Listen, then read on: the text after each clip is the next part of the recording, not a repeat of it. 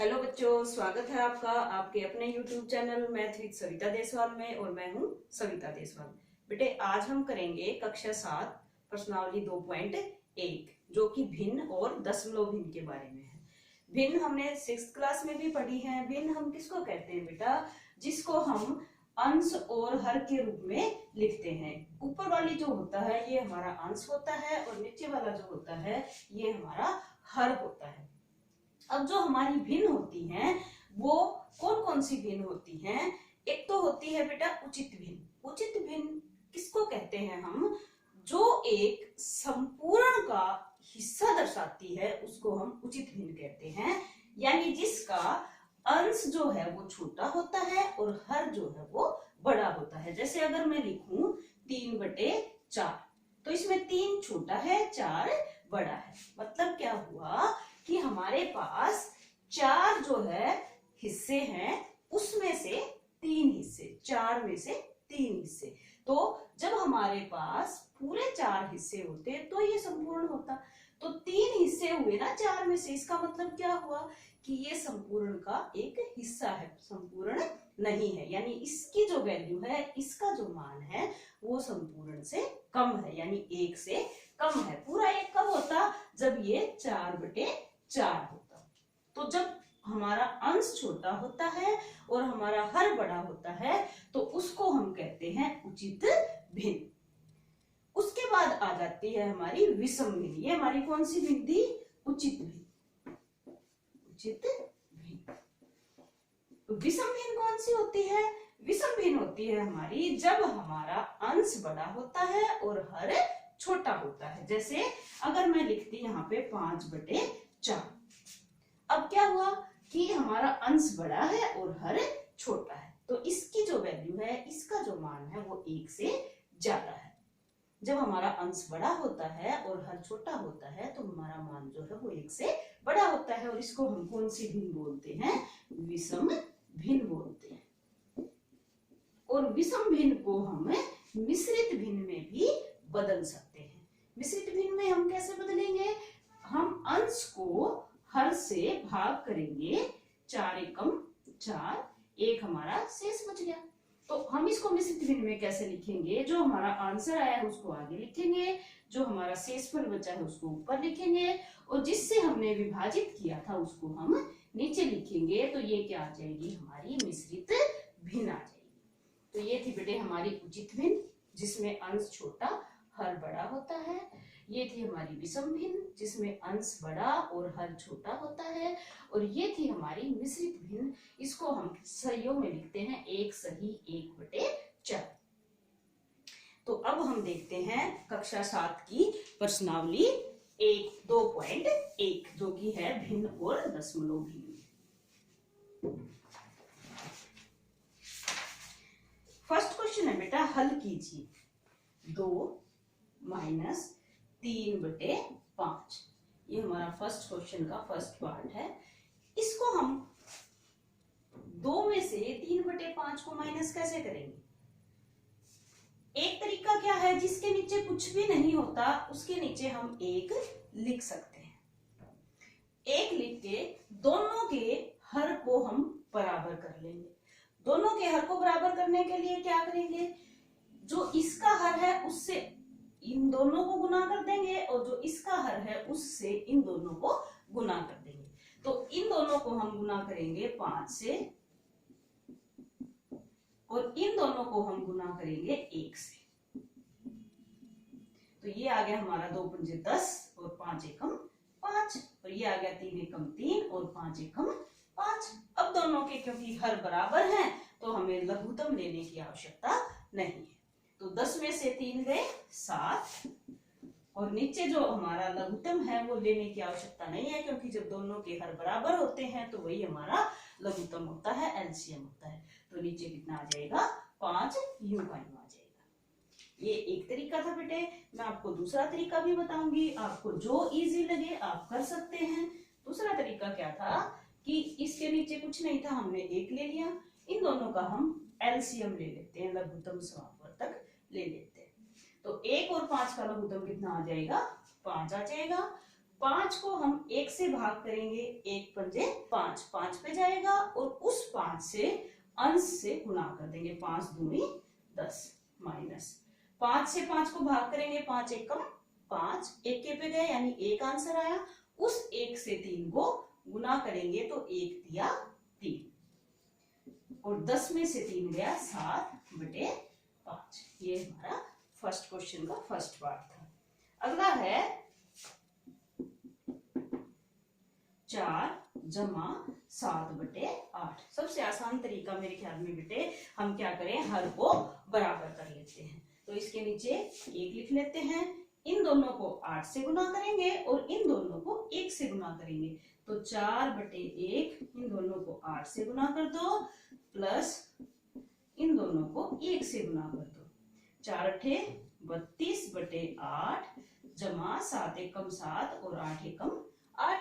अब दोनों के क्योंकि हर बराबर हैं तो हमें लघुत्तम लेने की आवश्यकता नहीं है। दोनों को ऊपर वालों को अगर प्लस है तो ऐड कर देंगे, जमा कर देंगे और बीच में माइनस का निशान है यानी घटा का निशान है तो हम दोनों को घटा देंगे। तो 32 और 7 को जोड़ेंगे तो 39 और नीचे वाला 8 जो है वो हमारा यूं का यूं आ जाएगा। अब ये क्योंकि हमारी विषम भिन्न है, अंश हमारा बड़ा है और हर हमारा छोटा है, तो हम इसको मिश्रित भिन्न में बदल सकते हैं। और मिश्रित भिन्न में कैसे बदलते थे, अंश को हर से भाग कर देंगे। 8 का पहाड़ा लेंगे, 8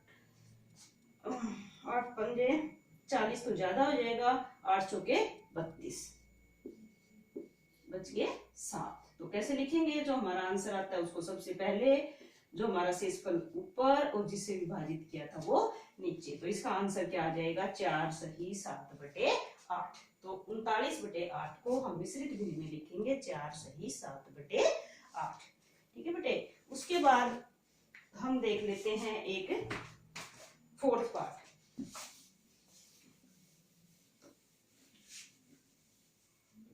फोर्थ पार्ट है 9/11 माइनस 4/15। क्या करेंगे, या तो इन दोनों को 15 से गुना और इन दोनों को 11 से गुना, या फिर क्या करेंगे, इन दोनों का लघुत्तम लेंगे, लघुत्तम भी वही आएगा।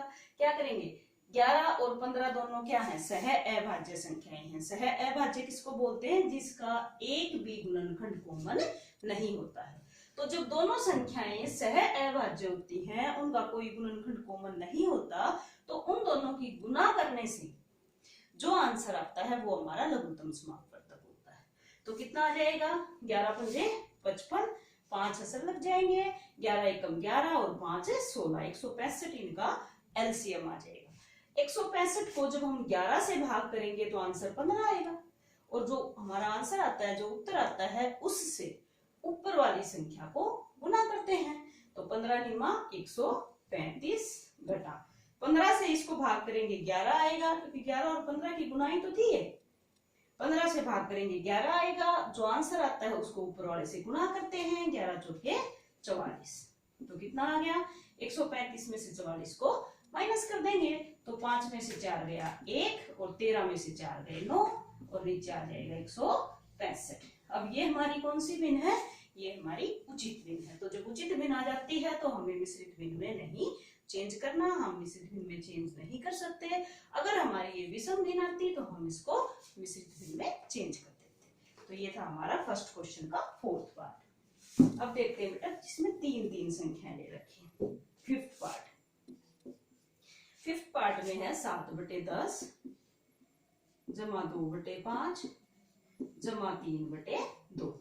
इसमें भी कुछ नहीं करना, इसमें भी वही है, 10 का 5 का और 2 का, तीनों का क्या लेंगे, लघुत्तम लेंगे हम। अब क्योंकि जो 10 है वो 5 के पाड़े में भी आता है और 2 के पाड़े में भी आता है, तो हमारा जो लघुत्तम होगा वो क्या होगा, 10 हो जाएगा। अब 10 को 10 से भाग करेंगे, 10 एकम 10, 1 आया, 1 को 7 से गुना करेंगे 7 जमा 5 दूनी 10, 2 आया, 2 दूनी 4, 2 से भाग करेंगे 2 पंजे 10 और 5 दिया 15। अब क्या करेंगे, इन सबको जोड़ देंगे तो कितना आ जाएगा, 15 और 4 19 और 7 26 और बटे में 10 आ जाएगा। अब क्योंकि ये हमारी विषम भिन्न है तो हम इसको मिश्रित भिन्न में बदल देंगे। मिश्रित भिन्न में बदलने के लिए क्या करेंगे, 10 से 26 को भाग करेंगे तो आंसर कितना आएगा, 10 दूनी 20, शेषफल बचेगा 6 और भाग किससे किया था हमने, 10 से। जो उत्तर आता है वो आगे, जो शेष बचता है वो ऊपर और जिससे भाग किया वो नीचे। भागफल जो है वो हमारा सबसे आगे आता है, शेषफल ऊपर आता है। तो ये हमारी मिश्रित भिन्न। अब देखते हैं बेटे हम जो हमारी मिश्रित भिन्न है उसको कैसे जमा या घटा करते हैं। तो घटा कर देते हैं हम। 7वां पार्ट देखते हैं। 7वें पार्ट में है 8 सही 1/2 घटा 3 सही 5/8। सबसे पहले हम क्या करेंगे, इनको विषम भिन्न में बदलेंगे। अब विषम भिन्न में कैसे बदलते हैं, 2 और 8 की गुना करेंगे, 2 8 16, उसमें 1 जोड़ देंगे 17/2 माइनस 8 या 24, 24 और 5 29/8। अब जैसे पहले करते थे 2 और 8 का लघुत्तम आ जाएगा 8, 8 को 2 से भाग करेंगे, 2 चौके 8, 4 पे गया, और 4 और 17 की गुना कर देंगे, 17 तिया क्या 17 चौके 68 माइनस 8 1 कम 8 और 1 और 29 की गुना करेंगे तो 29 आ जाएगा। अब 68 में से 29 को माइनस कर देंगे, 18 में से 9 गए 9, यहाँ बच गए 5, 5 में से 2 गए 3 और बटे 8, 39 सही, सॉरी 39/8। अब ये क्या है, ये है हमारी विषम भिन्न। विषम भिन्न को किस में बदलेंगे, मिश्रित भिन्न में। मिश्रित भिन्न में बदलने के लिए क्या करते थे, अंश को हर से भाग करते थे। भाग करेंगे, 8 का पाड़ा लेंगे, 8 पंजे 40 तो ज्यादा हो जाएगा, तो 8 चौके 32 बच गए, इसमें से 32 माइनस करेंगे तो 7, और भाग किससे किया था, 8 से। तो आंसर क्या आ गया, 4 सही 7/8। ये था हमारा फर्स्ट क्वेश्चन का लास्ट पार्ट। तो अब देखते हैं सेकंड क्वेश्चन। सेकंड में कहता है निम्नलिखित को अवरोही क्रम में रखिए।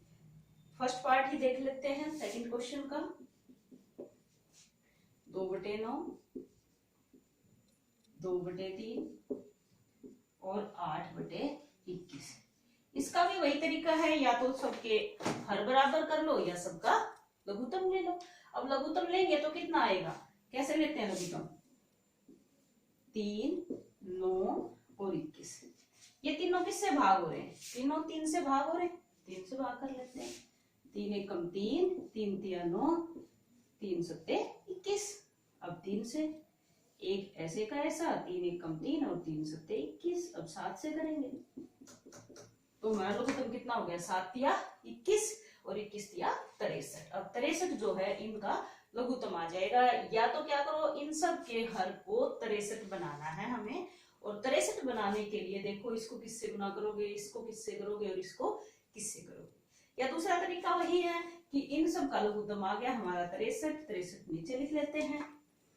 63 को जब 9 से भाग करेंगे तो 9 सत्ते 63, 7 की 2 से गुना करेंगे, 7 दूनी 14, 3 से भाग करेंगे तो 21 आ जाएगा और 21 दूनी 42, 21 से भाग करेंगे तो 21 तिया 63 और 3 अठे 24।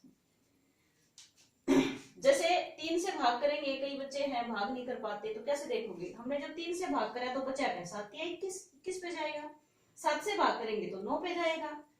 यहाँ पे क्या था, 21 से भाग किया, 7 तिया 21, 21 से तो भाग कर दिया, 3 बच गया तो 3 पे जाएगा। ठीक है, वरना आप भाग करके भी देख सकते हो। तो बेटा अब ये क्या आ गया, 14 42 और 24। हमें कौन से क्रम में लिखना है इसको, अवरोही क्रम में। अवरोही, अवरोही कौन सा क्रम होता है, अवरोही। एक होता है अवरोही क्रम और एक होता है आरोही क्रम। अवरोही होता है उतरते क्रम में, उतरते, और ये होता है चढ़ते क्रम में। कैसे पहचान करोगे, इसमें देखो 3 1 2 और 3 अक्षर है, आ रो ही, मतलब चढ़ते 3 अवरोही 4 अक्षर हो गए, इसमें भी 4 ही है। उतरते, उतरते का मतलब क्या होता है कि हम ऊपर से नीचे उतर रहे हैं, यानी बड़े से छोटे की तरफ जा रहे हैं। तो जब अवरोही क्रम में लिखना होता है तो हम पहले बड़ा लिखते हैं, फिर उससे छोटा, फिर उससे छोटा। जब हमें आरोही क्रम में लिखना होता है तो हम चढ़ते क्रम में लिखते हैं। चढ़ते का मतलब क्या है, पहले छोटा, फिर उससे बड़ा, फिर उससे बड़ा, फिर सबसे बड़ा। तो हमें इसको किस क्रम में लिखना है, हमें लिखना है इसको अवरोही। अवरोही मतलब उतरते क्रम में। उतरते मतलब पहले सबसे बड़ा, फिर उससे छोटा, फिर उससे छोटा। तो इसमें सबसे बड़ा कौन सा है, 42 है। 42 किसके लिए आया था, 2/3 के लिए। तो अवरोही क्रम क्या होगा इसका, इसका अवरोही क्रम होगा 2/3। उसके बाद 24 किसके लिए आया था, 8/21 के लिए आया था। और सबसे बाद में 2/9 होगा। ये हमारा अवरोही क्रम हो जाएगा। तो इसी प्रकार हम इसका सेकंड पार्ट करेंगे। अब क्वेश्चन नंबर 3 देखते हैं।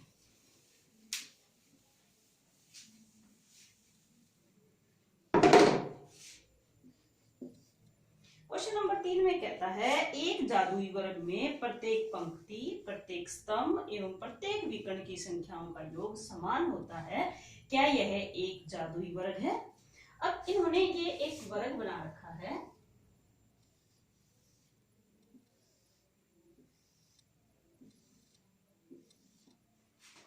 चार बटे 11, 3/11, 8/11, 9/11, 5/11, 1/11, 2/11, 7/11 और 6/11। अब हमें क्या करना है बेटे, प्रत्येक पंक्ति, पंक्ति कैसे होती है, प्रत्येक पंक्ति, ये हमारी ये प्रथम पंक्ति है, ये द्वितीय है और ये तृतीय है। ये पहली पंक्ति, ये दूसरी और ये तीसरी। ये पहला स्तंभ है ऐसे, ये दूसरा स्तंभ है ऐसे और ये तीसरा स्तंभ है ऐसे। ठीक है। तो ये कहता है कि जब जादुई वर्ग कब होगा, जब इसके प्रत्येक स्तंभ और प्रत्येक पंक्ति और प्रत्येक विकर्ण, विकर्ण कैसे होता है, जैसे हमारा ये वर्ग होता है तो ये इसके विकर्ण होते हैं। तो इसी प्रकार इसके विकर्ण कौन से होंगे, ये ऐसे, ये इसके विकर्ण होंगे ऐसे। तो हमें क्या करना है, पहले इनको ऐसे जोड़ना है, फिर ऐसे जोड़ना है और फिर विकर्णों को भी जोड़ना है। अगर सबका उत्तर बराबर आता है तो ये जादुई वर्ग है, वरना ये जादुई वर्ग नहीं है। तो पहले हम क्या करते हैं, प्रथम स्तंभ का जोड़ते हैं। क्योंकि सबका हर बराबर है तो हमें लघुत्तम लेने की आवश्यकता नहीं है। 4 और 3 7, 7 और 8 15, 15/11। अब इनको जोड़ते हैं, 9 और 5 14 और 1 15, 15/11। 2 और 7 9, 9 और 6 15, 15/11। यानी सभी स्तंभ का जोड़ जो है वो 15/11 आया। अब सभी पंक्तियों का देखते हैं, 4 और 9 13 और 2 15, 15/11। 3 और 5 8, 8 और 7 15/11। 8 और 1 9 और 6 15, 15/11। अब सभी स्तंभ और सभी पंक्तियों का जोड़ तो बराबर आ गया। अब देखते हैं हम क्या इसके विकर्णों का जोड़ बराबर आता है। 4 और 5 9 और 6 15। तो पहले स्तंभ का आया 15/11। अब दूसरे स्तंभ का देखते हैं, 2 और 5 7 और 8 15। तो दूसरे स्तंभ का भी आया 15/11। तो क्योंकि इसकी सभी पंक्तियों, सभी स्तंभ और दोनों विकर्णों का योग बराबर है तो इसलिए ये क्या है, एक जादुई वर्ग है। और यही हमने बताना था कि क्या ये एक जादुई वर्ग है। तो हम लिखेंगे हाँ, यह एक जादुई वर्ग है क्योंकि इसकी सभी पंक्तियों, सभी स्तंभों और दोनों विकर्णों का योग बराबर है। अब फोर्थ क्वेश्चन में ये कहता है बेटा, एक आयताकार कागज की लंबाई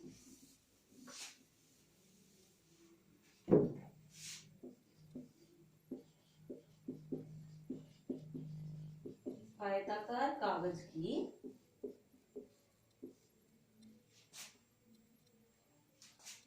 लंबाई कितनी है, 12 सही 1/2 सेंटीमीटर। तो इसको हम विषम भिन्न में बदल देते हैं, 12 दूनी 24 और 1 25/2 सेंटीमीटर। फिर कहता है चौड़ाई कितनी है आयताकार कागज की,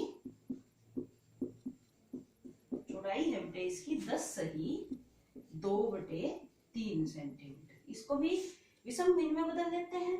3 और 10 की गुना 30 और 2 32/3 सेंटीमीटर। ये आयत की चौड़ाई है।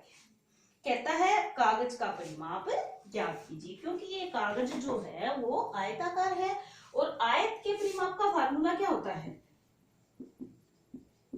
आयताकार कागज का परिमाप। अब परिमाप का फॉर्मूला हमारे पास होता है 2 गुणा लंबाई जमा चौड़ाई। तो इसमें हम इसका मान रख देते हैं। तो परिमाप क्या हो जाएगा? 2 गुणा लंबाई कितनी थी?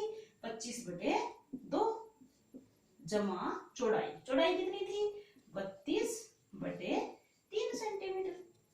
अब क्या करें? पहले अंदर वाले को हल कर लेते हैं। 3 और 2 का लघुत्तम आ जाएगा 6, 2 तिया 6 और 3 और 25 की गुना करेंगे तो 75 प्लस 3 से 6 को भाग करेंगे 2 और जो उत्तर आया उसको ऊपर से गुना करेंगे तो 32 दूनी 64। तो 2 गुना, इन दोनों को जोड़ेंगे तो 5 और 4 9, 6 और 7 13 और बटे 6। 2 से भाग करेंगे 2 एकम 2, 2 तिया 6 कट जाएगा। अब 139/3 सेंटीमीटर। अब क्योंकि ये हमारी विषम भिन्न है तो हम क्या करेंगे? इसको मिश्रित भिन्न में बदल देंगे। और मिश्रित भिन्न में हमारा आंसर कितना आएगा? 3 से भाग करेंगे 3 चौके 12, 1 बच गया 19 हो गया, 3 छिके 18, 1 शेष बच गया और हमने 3 से भाग किया था तो 46 से ही 1/3 सेंटीमीटर जो है वो क्या आएगा? इसका परिमाप आएगा। तो बेटे ये थे कक्षा 7वीं प्रश्नावली 2.1 के क्वेश्चन नंबर 1 से 4 तक। बाकी क्वेश्चंस 5th, 6th, 7th और 8th हम करेंगे नेक्स्ट वीडियो में। उम्मीद है आपको अच्छे से समझ में आया होगा। अब आपको करना क्या है? जिस भी बच्चे ने अभी तक चैनल को सब्सक्राइब नहीं किया है जल्दी से सब्सक्राइब करें, अपने सभी दोस्तों के पास इसको शेयर करें और कमेंट करके जरूर बताएं कि आपको कैसा समझ में आता है। बाय।